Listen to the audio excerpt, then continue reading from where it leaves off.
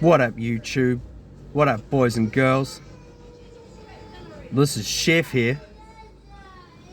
Day before New Year's Eve, New Zealand Murder History Podcast. Yeah, check this one out. Set this camera up.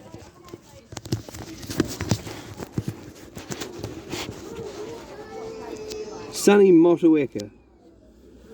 Not a bad place. Of course, some bad things have happened here. It's not perfect, but you know, what can you do? Write a podcast about it, I suppose. Happy 2023 to all my viewers. And to all y'all watching my show, have a good one. Happy New Year's. And New Year's is supposed to be a festive time enjoyed by all. But it doesn't always go down the way it should, you know. So party safe, party people. And don't get too crazy. Yeah, you're watching New Zealand Murder History Podcast, and I'm doing an on-location show for y'all. My show is not suitable for children. Kids, click off. And anyone suffering from PTSD or some other mental problem, also click off and seek support from your GP. Or call one of the many 0800 numbers available. My show is just for educational purposes and not to cause offence to the victim of this crime or the bloke who was originally done for a murder, but the charge was later downgraded on a second appeal to manslaughter. Now, I don't know exactly what happened on New Year's Eve 1994 going on to 1995, but it was bad, that's for sure. And basically, there's not a lot of info on this one, so let's just read these two articles and discuss them a bit. And I also found a third article, but I won't be reading that one in full. Third article's Radio New Zealand article, Man Wrongly Convicted of Murder Mulls Compo Claim, written by Jesse Chang on August the 2nd, 2017, available on www.rnz.co.nz. The next two articles, I'll reference them as I read them. Alright, so let's get straight into it. I'm reading this one off the Christchurch Press, but you can also find it on www.stuff.co.nz. Christchurch Press article, Murder Conviction Downgraded, written on the 2nd of August 2017 by Madison Northcote. A miscarriage of justice has occurred in the determination of the count of murder. Justice Helen Wilkinman said, "A killer sentenced to life in prison is now a free man, after having his murder conviction downgraded to manslaughter. Calvin John Williams was found guilty of the murder of Clinton Strong in Motueka in 1995. So the case went forward in 1995, but it was New Year's Eve. It was 1994 going into 1995 New Year's, you know what I mean?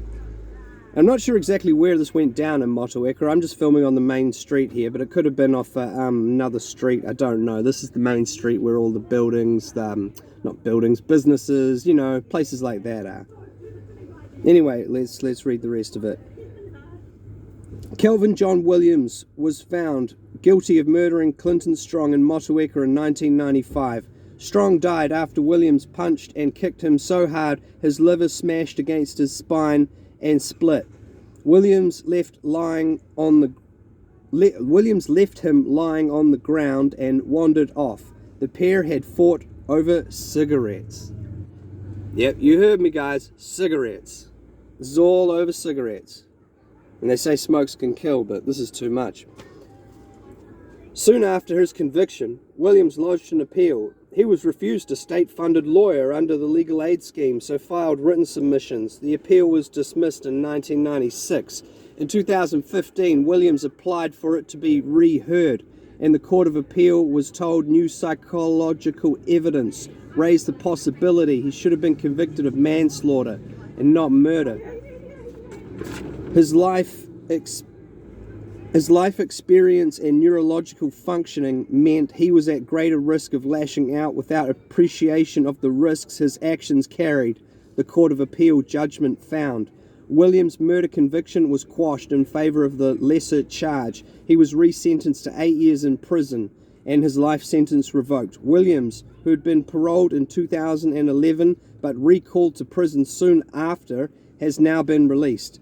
In the decision, Justice Helen Winkleman said she was satisfied that a miscarriage of justice had occurred in the determination.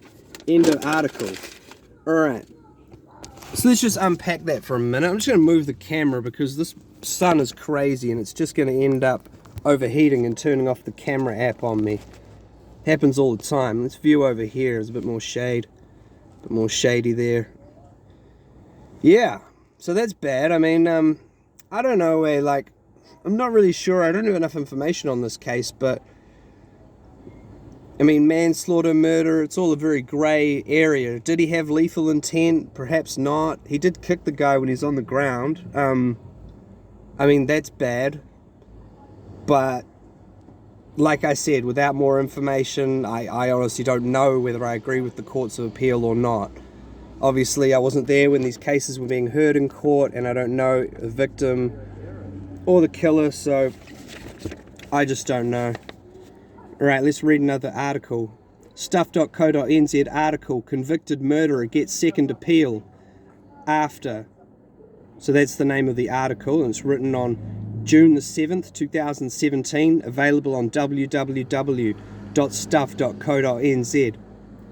Kelvin John Williams had plenty of fights, and until New Year's Eve 1995, his opponents had always stood up and walked away afterwards. But Clinton's strong liver had been smashed so hard against his spine by a kick from Williams' size 13 shoes that it had basically split in two. The two men had fought over virtually nothing. Strong, 26, had recently moved to Motueka from Porirua. So Porirua is up in Wellington, for those of you guys who aren't from New Zealand. Yeah, it's considered a pretty sort of rough area by Wellington standards. I don't know if it's as bad as South Auckland or Aranui or wherever's supposed to be worse, but it is actually pretty rough there. There's some parts of Porirua are worse than others, but anyway. So he moved to Motueka from Porirua and asked Williams for a cigarette. Williams told him to bugger off. Words were exchanged. On Williams's account, Strong asked if he wanted to go, and he took the first swing. That was more than 22 years ago, but now the Court of Appeal has been told that the psychological evidence about Williams raised the possibility that he should never have been convicted of manslaughter that he should have been convicted of manslaughter instead of murder. Okay. Williams' first appeal was dismissed in March 1996.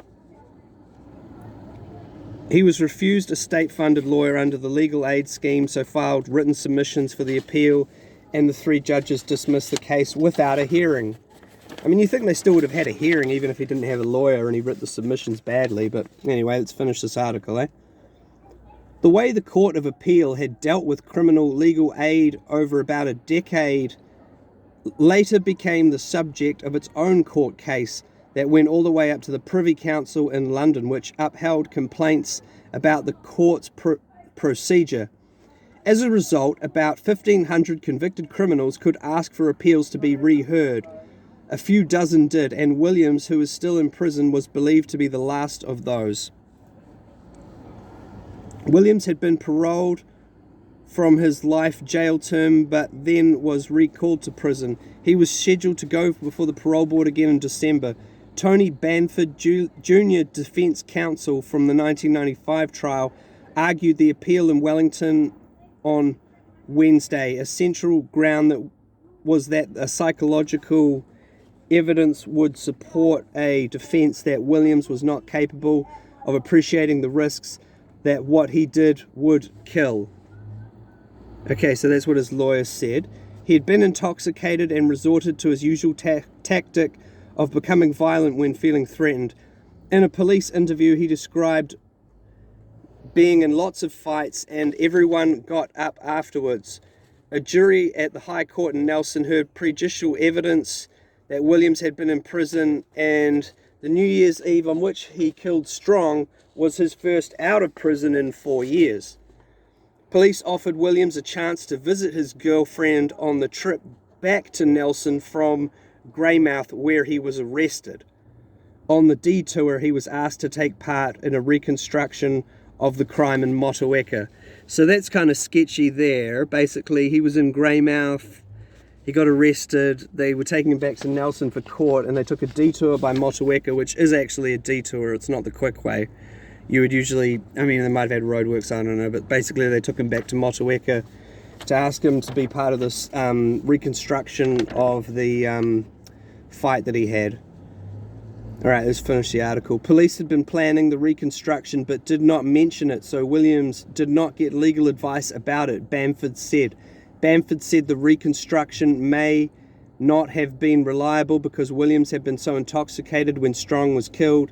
Crown lawyer John Pike QC said Williams was informed of his rights, including the rights to silence, when he was first arrested, and he was reminded of those before the reconstruction in Motueka. Pike did not agree the psychological evidence now available would have been admitted at Williams' trial, but the Crown left open the possibility that there was something in the evidence. But it was not clear that Williams' attention deficit disorder, so ADD, had anything to do with his history of impulsive violence, he said. I mean, that's true, plenty of ADD people aren't violent. I don't know. But it was not clear that Bamford said the psychological evidence was not just of an attention deficit disorder and acting impulsively. Williams also had a conduct disorder. Those factors affected his ability to understand the risk he could cause death. The 3 Court of Appeal judges reserved their decision. It was agreed that if the appeal succeeded, the conviction would change from murder to manslaughter. Williams would also have to be resentenced, and a sentence between 7 and 10 years jail was likely. End of article. So yeah, let's talk about this one. So it's pretty weird. So basically, this bloke, Calvin John Williams, he gets into a fight here in Motueka. He kicks the dude when he's on the ground, causing catastrophic damage to his liver, and Clinton Strong dies as a result. Now, what do you guys think of that? Now, I don't know. I haven't read all the psychological reports, but the problem is we only really have Calvin John Williams' word to go on because Clinton Strong's dead. So, I don't know, like, was that really what happened? I mean, the way he's telling it, it's almost like this guy from Porirua was trying to stand over him for a packet of smokes, like, which may have been the case. I'm just saying the other bloke, he's not really here to tell his side of the story. Like, we don't really know what happened. Like, could have been anything. I mean, I don't know. I don't want to speculate further because it's just sort of, I'm just sort of talking about stuff I don't really know, you know. I mean, who knows? I mean, maybe these two were known to each other. It says they weren't in the articles, but, you know, we don't know. Who knows? Maybe someone banged someone's girlfriend. Or maybe they just really didn't know each other and they really did have a fight over a lousy cigarette. I mean, he did tell him to bugger off, though. I mean, when someone tells you to leave them alone, you're supposed to leave them alone. It doesn't mean the guy deserved to get murdered or manslaughtered, whatever happened here, but, you know, someone wants to be left alone, you leave them alone. But again, is that really what happened? I don't know. It all sounds pretty ridiculous, though. I will say that. That's one thing we can say for sure. I mean, a cigarette, come on.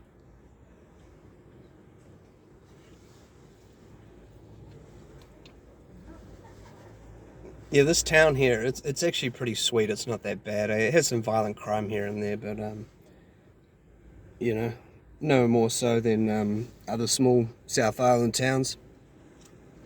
It actually got renamed Motueka in the 90s because there was a few murders. There was like 4 murders in 1 year, and people started calling this place Motueka. Yeah, which is pretty silly. And that same year, somebody burnt down the police station. So yeah, I don't know. They've definitely cleaned it up a bit.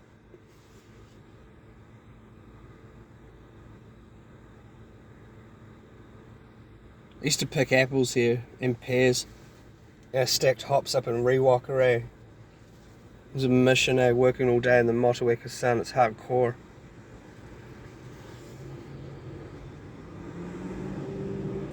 I remember weird sort of sketchy nights and flats up on the right side of the road there. You can't really see them from where we are now, but sort of beyond that tree. Hanging out with sketchy people when I was a lot younger. I didn't really know much better. Yeah.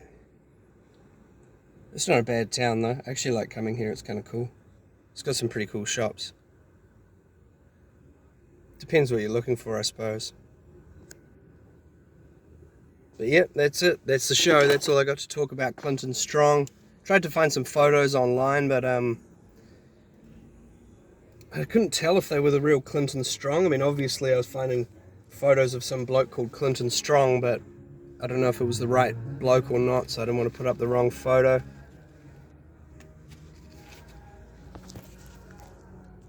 Party safe, boys and girls. Happy New Year's. All the best. Chef.